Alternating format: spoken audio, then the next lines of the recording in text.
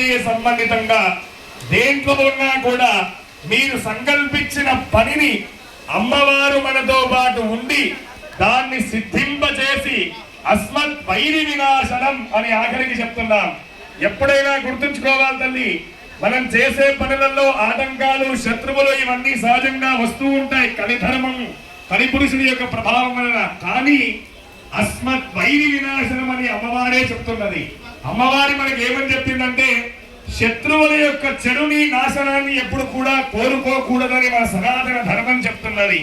మరి మాకు శత్రువులు ఎలా తొలగాలయ్యా అంటే శత్రువులందరూ కూడా మిత్రులుగా మారాలని మరి మనకి వేదం ఏమని చెప్పింది అంటే శత్రువులు ఎక్కడో ఉండరంట, మనలోనే మన శత్రువులు ఉంటారంట. వారు ఎవరు అంటే అరిషత్ వర్గములు అని వేదం చెప్తున్నది. ఈ అరిషత్ వర్గములు ఏవి? కామ, క్రోధ, లోభ, మోహ, మద, మాత్సర్యములు అని ఈ 6 శత్రువులు ముందుగా మనలో తొలగాలి.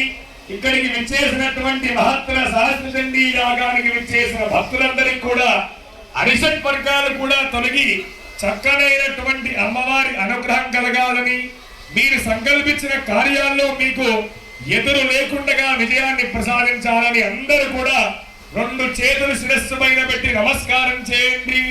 జగదంబ మహారాజ్ఞికి